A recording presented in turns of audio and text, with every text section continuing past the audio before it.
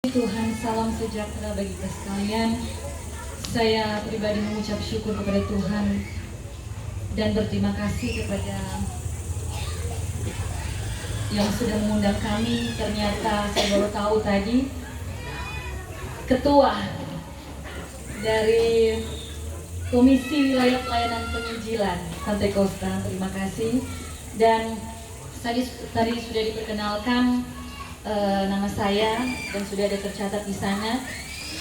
Dan sebelum saya masuk dalam pemberitaan firman Tuhan, ini adalah kali pertama bagi saya pribadi untuk menyampaikan firman Tuhan atau berkhotbah dalam acara KKR. Ini kali yang pertama bagi saya dan saya bersyukur kepada Tuhan untuk kesempatan ini. Sebenarnya banyak sekali pertimbangan bagi kami untuk menyanggupi, karena saya secara fisik terbatas harus mempersiapkan pelayanan tiap minggu, dan juga kami ada acara tadi seperti yang sudah disampaikan oleh suami saya. Jadi yang saya takutkan ketika saya tidak siap untuk menyampaikan firman Tuhan. Jadi dua subuh ini saya mempersiapkan pelayanan ini, dan saya hanya minta Tuhan untuk sama-sama turut bekerja sehingga dalam ibadah ini seperti Tuhan sudah memberkati saya dengan firman yang akan saya sampaikan bagi kita semua, dan semua di tempat ini juga akan mendapatkan berkat yang sama. Haleluya, puji Tuhan, haleluya. Ketika saya diberikan tema kedagingan versus kerohanian, agak ngeri-ngeri begitu ya untuk tema ini, tetapi mari kita sama-sama untuk belajar atau untuk mendengarkan isi hati Tuhan lewat pemberitaan firman Tuhan yang saya awali dalam Roma 8 ayat 6 tentunya. Kita akan baca ayat 6, 7 sampai ayat yang ke-8. Roma 8 ayat 6. Dalam hitungan yang ketiga, 1, 2, 3. Karena keinginan daging adalah maut, tetapi keinginan roh adalah hidup dan damai sejahtera. Ayat 7. Sebab keinginan daging adalah perseteruan terhadap Allah, karena ia tidak takluk kepada hukum Allah. Hal ini memang tidak mungkin baginya. Ayat 8. Mereka yang hidup dalam daging tidak mungkin berkenan kepada Allah. Puji Tuhan. Saudara di dalam kasih Tuhan Yesus Kristus, saya berusaha untuk mencari pengertian dari apa itu kerohanian dan kedagingan. Dan saya menemukan begini. Kerohanian adalah hidup yang dipimpin dan didasarkan pada Roh Kudus, yang merupakan proses yang berlangsung terus-menerus sepanjang hidup. Sementara kedagingan adalah keinginan-keinginan berdosa yang menguasai manusia. Hidup ini adalah pilihan. Kita mau hidup menurut daging atau menurut roh. Dan setiap pilihan saya dan saudara itu ada konsekuensinya. Amin. Haleluya, puji Tuhan. Kali ini Bapak Ibu, saya tidak akan berbicara tentang perbuatan daging telah nyata dan sebagainya. Ada sebuah persepsi yang berbeda yang ingin saya bagikan bagi kita semua. Ketika tadi Roma 8 ayat 8, intinya hidup dalam daging itu tidak berkenan kepada Tuhan. Sebaliknya, hidup di dalam roh berkenan kepada Tuhan. Nah, ada seseorang yang tentu kita tahu bersama, tokoh Alkitab yang sangat terkenal. Seorang raja Israel namanya Daud.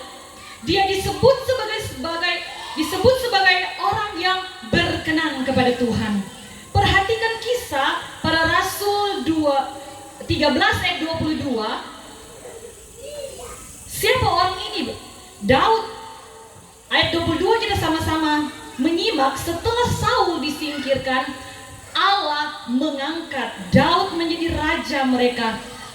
Tentang Daud, Allah telah menyatakan, perhatikan, yang menyatakan ini Allah sendiri. Kata firman Tuhan, aku telah mendapat Daud bin Isai, seorang yang berkenan di hatiku dan yang melakukan segala kehendakku. Haleluya. Seorang yang berkenan didapati oleh Allah sendiri, Bapak Ibu. Firman Tuhan ini dikutip di dalam dari 1 Samuel 13 ayat 14 dan bahasa Inggrisnya keren sekali. A man after my own heart. Separuh hatinya Tuhan. Haleluya, puji Tuhan. Saudara mau menjadi separuh hatinya Tuhan? Amin, puji Tuhan. Haleluya, puji Tuhan. Nah, ketika kita membaca tadi Kisah Para Rasul 13 ayat 22, ada sebuah kontradiksi antara dua tokoh, dua raja bangsa Israel yang akan sama-sama kita pelajari ketika dikatakan dari awal bahwa Saul disingkirkan, sementara versusnya atau lawannya adalah Daud yang berkenan kepada Tuhan.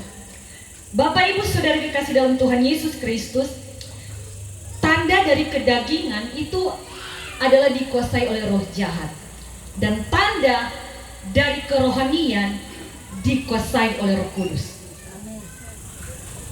Saul disingkirkan, atau kita mengenal dengan istilah yang lebih familiar, lebih biasa kita dengar, Saul ditolak oleh Tuhan. Nah, kita akan awali apa sebenarnya yang terjadi pada pribadi yang sebenarnya sudah diurapi menjadi raja, kemudian ternyata ditolak oleh Tuhan. Pada bagian pertama dalam 1 Samuel 12, kalau kita melihat pembacaan di sana Bapak Ibu, ternyata Saul membiarkan Samuel pergi ketika Samuel minta diri dari bangsa itu. Samuel merasa bahwa dia sudah tidak dibutuhkan lagi karena sudah ada pengganti, yaitu dalam jabatan sebagai raja. Tidak perlu lagi nabi, dia pamit kepada bangsa Israel. Dan kesalahan dari Saul, dia tidak menahan Samuel. Saudara di dalam Tuhan Yesus Kristus, ini menandakan apa? Ini menandakan bahwa Saul tidak membutuhkan figur nabi. Dia tidak membutuhkan suara Tuhan. Dia tidak membutuhkan pengurapan Tuhan yang merupakan tugas atau tanggung jawab nabi. Kedagingan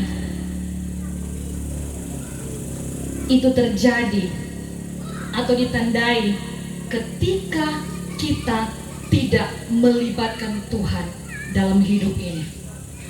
Ketika kita tidak melibatkan Tuhan dalam hidup ini, ketika kita tidak membutuhkan Tuhan dalam hidup kita. Ya saudara di dalam Tuhan, Saul merasa dia sudah diurapi menjadi raja, itu sudah cukup baginya.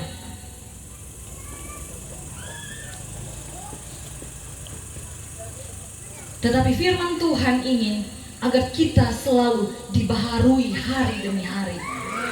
Allah Roh Kudus harus menuntun saya dan saudara dalam kehidupan ini. Amin. Haleluya. Yang kedua, ternyata tidak sampai di situ saja. Saul ternyata meremehkan tugas kenabian ketika dia menggantikan peran Samuel untuk mempersembahkan korban. Ketika bangsa Filipin menyerang, mereka terdesak dan dia menggantikan peran dari nabi.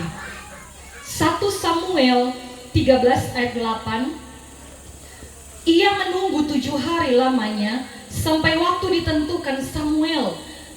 Tetapi ketika Samuel tidak datang ke Gilgal, mulailah rakyat itu berserak-serak meninggalkan dia. Ayat 9, Sebab itu Saul berkata, bawalah kepadaku korban bakaran dan korban keselamatan itu.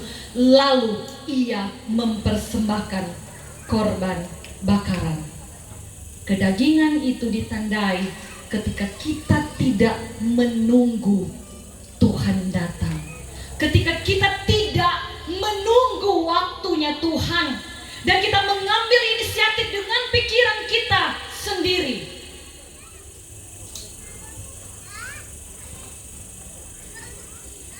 Terbukti dalam 1 Samuel 13 ayat 12, ketika ditanya mengapa dia melakukan itu, dia bilang begini, maka pikirku, sebentar lagi orang Filistin akan menyerang aku di Gilgal, padahal aku belum memohon belas kasihan Tuhan.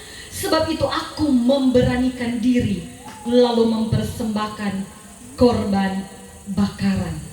Perhatikan pikiran-pikiran yang tidak berkenan kepada Tuhan. Roma 8 ayat 5a, sebelum kita masuk pada tema kita tadi, ayat pokok tadi di ayat 6, di ayat 5a kita perhatikan, sebab mereka yang hidup menurut daging memikirkan hal-hal yang dari daging. Dari pikirannya sendiri yang tidak berkenan kepada Tuhan, itu yang dia pikirkan.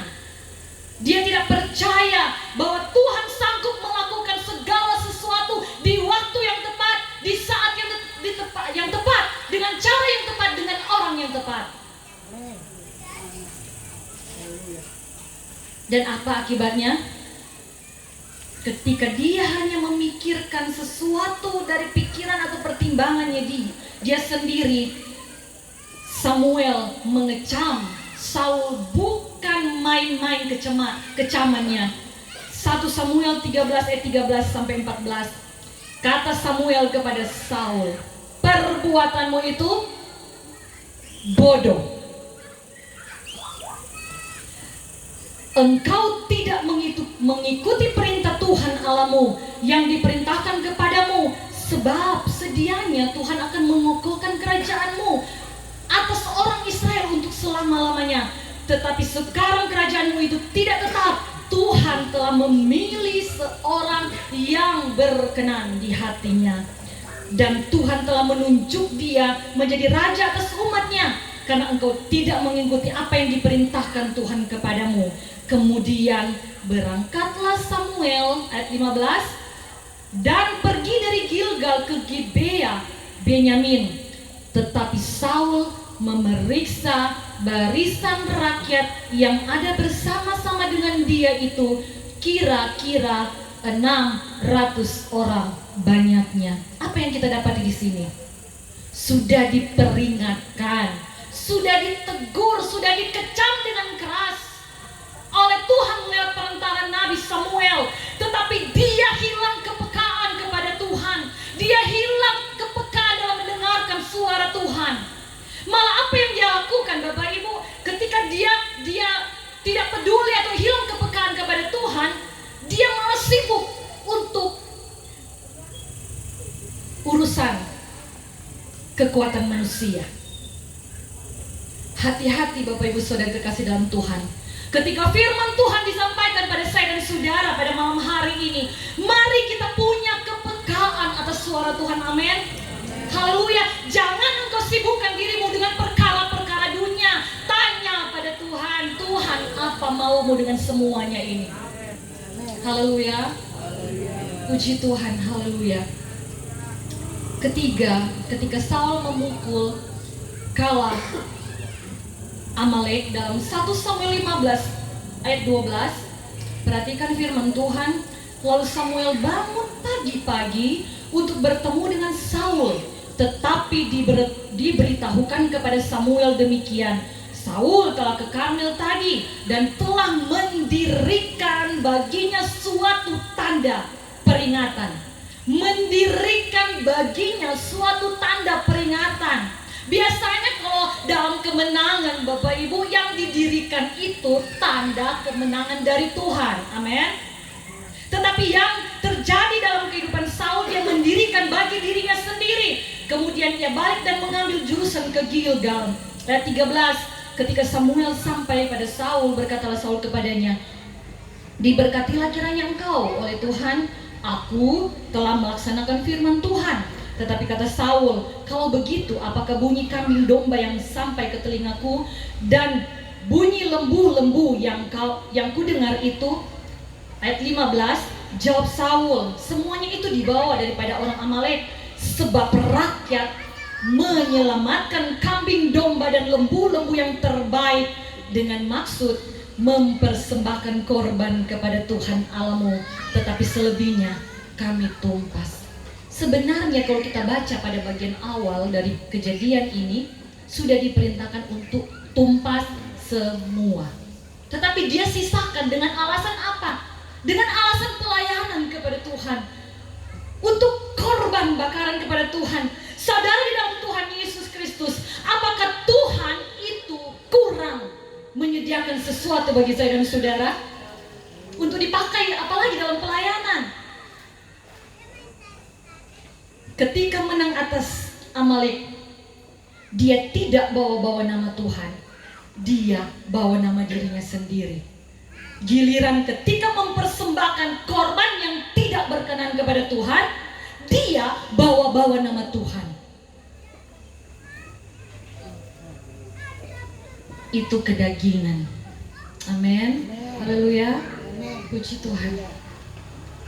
Tuhan jadi alasan padahal yang kita lakukan tidak berkenan kepada Tuhan. Yang keempat, 1 Samuel 15 ayat 21. Tetapi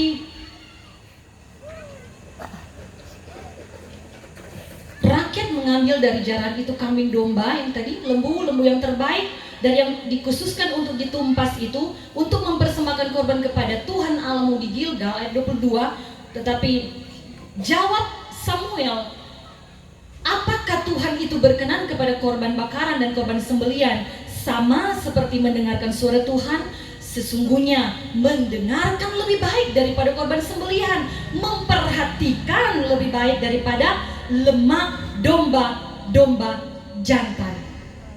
Ayat 26, apa yang ternyata mendasari sehingga Saul membiarkan hal ini terjadi sementara itu tidak dikehendaki Tuhan?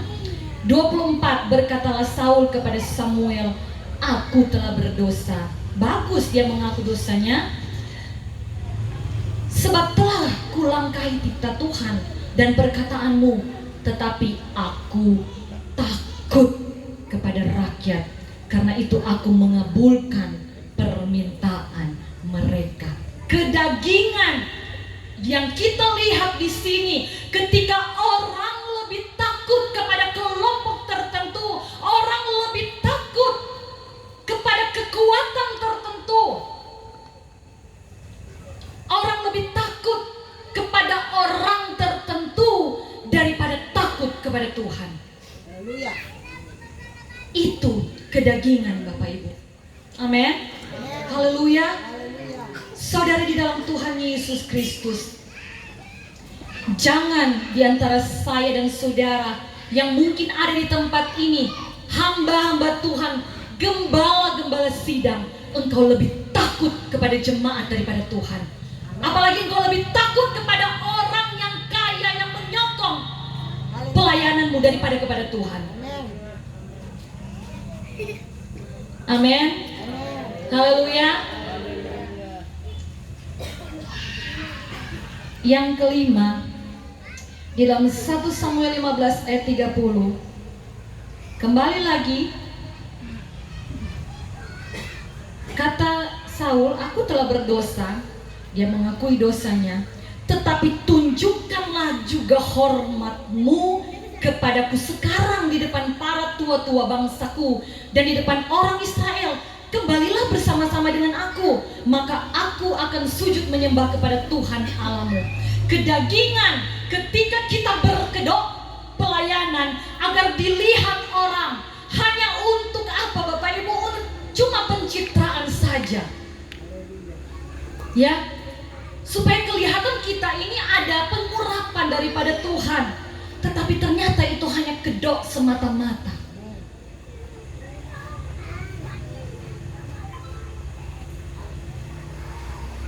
menuntut atas nama pelayanan kepada Tuhan, tetapi hanya untuk pencitraan diri sendiri. Saul tidak menghargai Samuel, malah mengatur Samuel untuk kepentingannya pribadi. Perhatikan firman Tuhan ini Bapak Ibu Saudari kekasih dalam Tuhan Yesus Kristus. Karena setiap apa yang dilakukan oleh Saul ada konsekuensinya. Saya katakan tadi, pilihan itu datang kepada saya dan saudara, dan setiap pilihan ada konsekuensi. Pilihan atas kedagingan ada konsekuensi bagi saya dan saudara. Yang pertama, konsekuensi bagi Raja Saul. Saul ditolak sebagai raja. Perhatikan 1 Samuel 15 itu, kalau kita baca 2 kali Samuel bilang, karena engkau telah menolak firman Tuhan. Ayat 23, maka ia Tuhan telah menolak engkau menjadi raja. Ayat 26, tetapi jawab Samuel kepada Saul, aku tidak akan kembali bersama-sama dengan engkau, sebab engkau telah menolak firman Tuhan. Sebab itu Tuhan telah menolak engkau sebagai raja atas Israel. 2 kali penolakan ini meneguhkan 2 saksi cukup. Bukan main-main.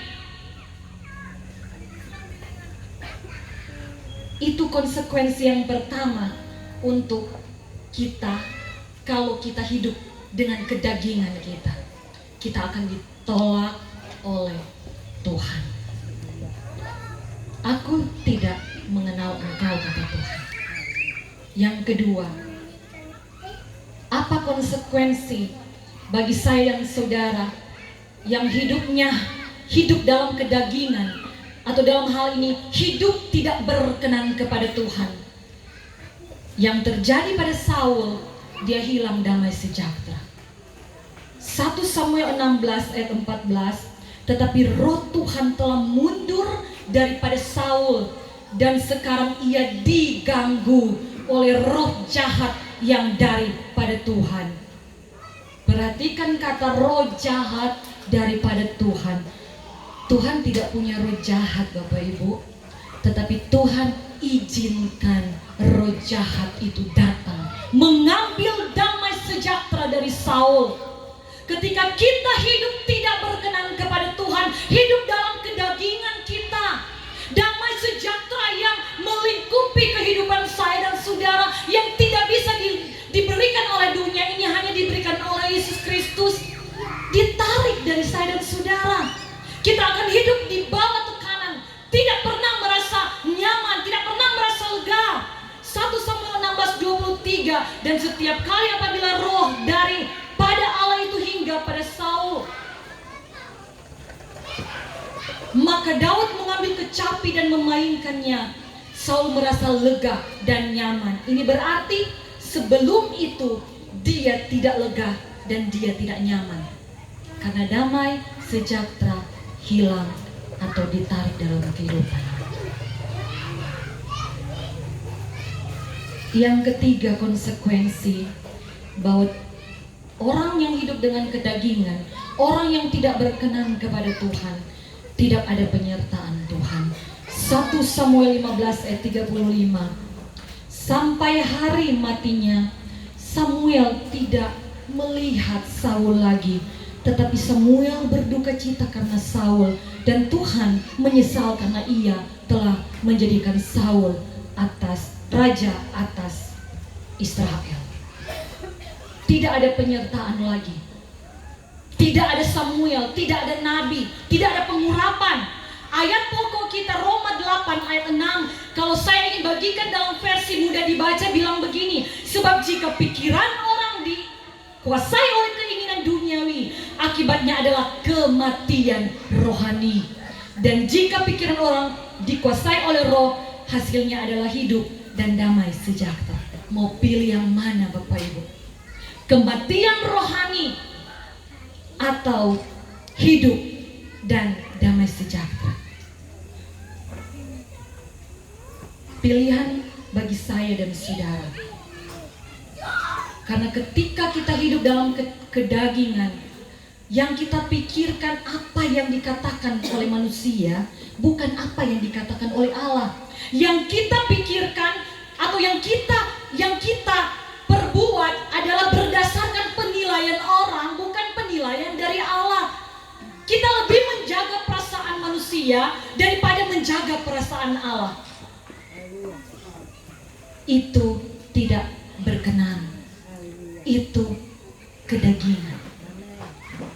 Amin. Haleluya. Puji Tuhan. Dari orang Filistin akhirnya Saul kalah. Di dalam 1 Samuel 31 ayat 4, di akhir dari ayat ini diceritakan bagaimana Saul membunuh diri. Ya, dia mengambil pedang dan menjatuhkan diri ke atas pedang itu. Sehingga Daud yang begitu menghargai Saul karena urapan Allah, pengurapan Allah yang begitu dihargai oleh Daud kepada Saul, dia bilang, saya tidak mau Kore itu orang yang diurapi Tuhan. Dia berkata dalam ratapan 2 Samuel 1 ayat 21, hai gunung-gunung di Gilboa, jangan ada embun, jangan ada hujan di atas kamu, hai padang-padang pembawa kematian, sebab di sanalah perisai para pahlawan dilumuri. Perisai Saul yang tidak diurapi minyak. Karena apa? Tidak ada lagi Samuel yang menyertai Saul. Dalam terjemahan bahasa Indonesia masa kini, di situ dikatakan, dan perisai Saul pun berkarat, tidak diminyaki lagi. Saya dan saudara dalam pengurapan Allah, imamat yang rajani, Bapak Ibu. Jangan hanya kemudian kita berdiam diri, merasa kita bangga, kita sudah diurapi oleh Tuhan ketika kita percaya Yesus sebagai juru selamat. Tetapi mari dalam kehidupan saya dan saudara berkesinambungan menjaga urapan itu ada tetap bagi kita. Amin. Haleluya. Pedangnya tidak diurapi lagi. Sobak karat, Bapak Ibu. Nyandak dikasih minyak.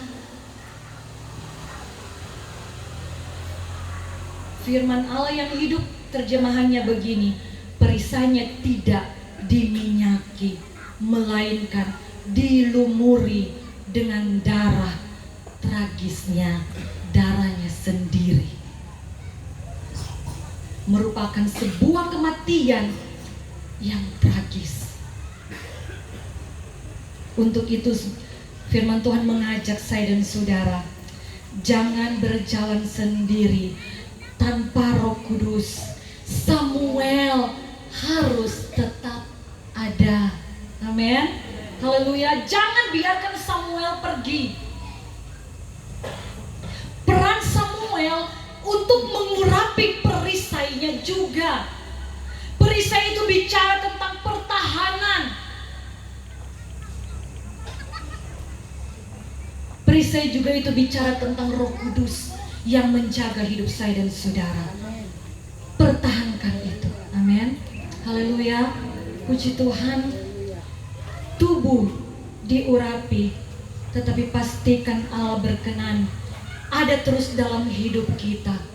Rajani masih perlu nabi. Walaupun kita sudah diurapi, perisai kita harus tetap diurapi oleh Roh Kudus. Supaya damai sejahtera itu tetap terjaga. Amin. Haleluya. Yang menjadi kekuatan kita adalah damai sejahtera yang dikerjakan oleh Roh Kudus. Masalah akan datang silih berganti dalam hidup saya dan saudara, bisa menjatuhkan kita. Tetapi pastikan perisai kita tetap diurapi. 1 Petrus 2 ayat 9, tetapi kamulah bangsa yang terpilih, imamat yang rajani, dari kata imam, bangsa yang kudus, umat kepunyaan Allah sendiri, supaya kamu memberitakan perbuatan-perbuatan yang besar dari yang telah memanggil kamu keluar dari kegelapan kepada terangnya yang ajaib. Karena ada tugas bagi saya dan saudara. Saul dikasih tugas sebagai raja, kita dikasih tugas untuk berdampak jadi terang dan garam dunia, memenangkan jiwa bagi hormat kemuliaan nama Tuhan. Amin. Perlu kita punya perisai yang selalu diurapi, saudara di dalam Tuhan. Dan jadi pertanyaan saya dan saudara, ketika orang itu hidup di dalam roh atau kerohaniannya, bisakah dia jatuh dalam dosa? Bisa. Perhatikan, Daud jatuh dalam dosa yang besar. Besar dosa Daud, terlalu besar, sehingga di dalam hukum, kalau membunuh orang dengan perencanaan seperti apa yang dilakukan oleh Daud kepada Uria, itu hukumannya berat. Bisa seumur hidup dihukum, ataupun bisa mati. Karena perencanaan sudah ada dalam pikirannya sebelumnya, sudah dirancangkan tahap-tahapnya. Itu lebih berat daripada seketika. Itu dunia. Saudara di dalam Tuhan Yesus Kristus, konsekuensi bagi Daud, kalau kita perhatikan silsilah Tuhan Yesus, di situ dikatakan Daud kemudian punya anak dari apa? Istri Uria. Jadi Uria terbawa-bawa, Bapak Ibu. Dicatat di dalam Alkitab sebuah penghargaan bagi Uria, karena istrinya diambil, dirampas oleh Daud. Bahkan dia dibunuh dengan berencana. Ya. Sekali lagi, dikuasai Roh Kudus bukan tidak mungkin jatuh di dalam dosa, tetapi Daud punya mental kerohanian yang baik, yang mumpuni ketika benar-benar dia membutuhkan Tuhan. Di dalam Mazmur 51, Daud mengakui dosanya. Ayat 11 di sana dikatakan, janganlah membuang aku dari hadapanmu, dan janganlah mengambil rohmu yang kudus daripadaku. Berarti Daud merasa bahwa roh itu dia butuhkan, sehingga dia bicara kepada Tuhan dalam doanya, Tuhan tolong, saya berdosa. Tetapi dengan kesungguhan hati dia mengakui kesalahannya, mengakui kelemahannya, mengakui keterbatasannya sebagai manusia. Dia butuh Tuhan. Amin. Haleluya. Jangan ambil rohmu yang kudus daripadaku. Saudara di dalam kasih Tuhan Yesus Kristus, saya tidak ingin menghakimi saya dan saudara yang hadir di tempat ini. Tetapi kalau engkau sekarang dalam posisi seperti Daud yang berdosa, yang tidak berkenan kepada Tuhan, mari cari Tuhan. Mari mendekat kepada Tuhan, minta Tuhan, jangan ambil rohmu yang kudus daripadaku. Kita butuh Tuhan, kita butuh rohnya. Kita manusia daging, Bapak Ibu, yang tidak luput dari salah dan dosa. Seperti halnya Daud, tidak cukup ternyata untuk menjadi orang benar. Tidak cukup. Karena yang ingin Tuhan temukan pada orang-orang benar itu orang-orang yang berkenan, yang bersungguh-sungguh mencari perkenanan Tuhan. Amin. Haleluya. Puji Tuhan. Maka itu sebabnya 1 Samuel 13 ayat 14, di sana di bagian terakhir, Tuhan telah memilih seorang yang berkenan di hatinya, dan Tuhan telah menunjuk dia menjadi raja atas umatnya, karena engkau tidak mengikuti apa yang diperintahkan Tuhan kepadamu. Jadi perbandingannya berkenan atau tidak berkenan, mendengarkan Tuhan atau tidak mendengarkan Tuhan. Tetapi yang juga harus kita ingat, mau membutuhkan Tuhan atau tidak membutuhkan Tuhan. Puji Tuhan. Dan ternyata dikutip kembali dalam Kisah Para Rasul 13 ayat 22 tadi, bahwa Daud ketika dia diurapi menjadi raja, dia berbuat dosa, Tuhan juga mengingat itu dan mencatat dalam perjanjian baru. Amin. Haleluya. Puji Tuhan. Haleluya. Dan tidak main-main ditegaskan ayat 23 dalam Kisah Para Rasul 13. Dan dari keturunan mula sesuai dengan yang telah dijanjikannya, Allah telah membangkitkan juru selamat bagi orang Israel, yaitu Yesus. Haleluya. Puji Tuhan. Ada perkara besar, ada berkat besar yang Tuhan siapkan bagi saya dan saudara yang betul-betul membutuhkan Tuhan, yang mau mencari perkenanan Tuhan.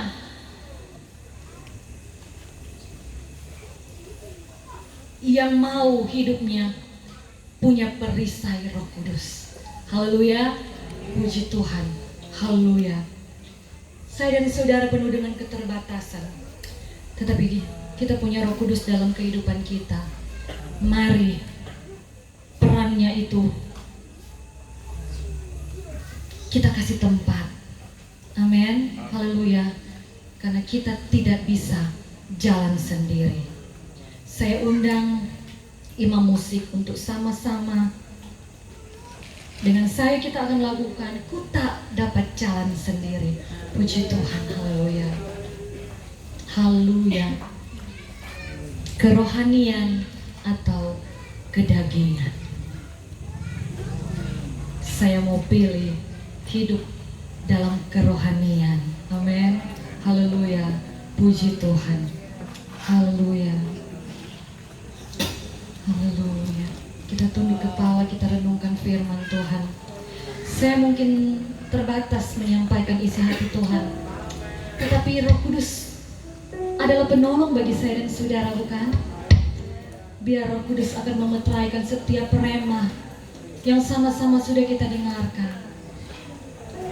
Apa mau Tuhan bagi kita? Isi hati Tuhan sudah disampaikan bagi saya dan saudara. Mari kita peka dengan suara hati Tuhan. Kami mau hidup Tuhan untuk mencari perkenanan-Mu, bukan mencari perkenanan manusia. Haleluya. Dapat jalan sendiri, Tuhan tolong padamu. Amin. Biarlah sinarmu menerangiku, sebab ku tak dapat jalan sendiri. Paulus bilang, saudara, dia mau lakukan yang baik tetapi yang jahat yang dia lakukan. Itulah kedagingan saya dan saudara. Untuk itu minta Tuhan beserta dalam kehidupan kita. Biar firman Tuhan hidup selalu dalam hidup kita. Jangan abaikan suara Tuhan. Biar kita peka suara Tuhan. Jangan kedagingan yang menguasai pikiran kita, menguasai kehidupan kita, tetapi biarlah kerohanian yang menguasai saya dan saudara. Amin Tuhan. Kami tidak bisa jalan sendiri Tuhan. Kami butuh tuntunan-Mu.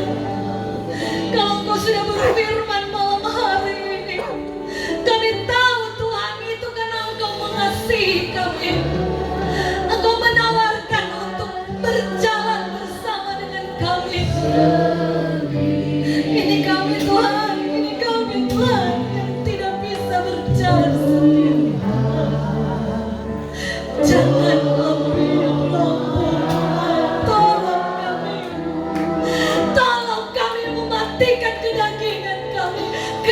keegoisan kami, kepentingan diri sendiri yang menguasai pikiran kami. Firman-Mu menerangi langkah hidup kami Tuhan. Kita bisa jalan-jalan sendiri tanpa Tuhan. Sekali lagi kita dapat jalan sendiri. Haleluya. Biar ini menjadi pengakuan kita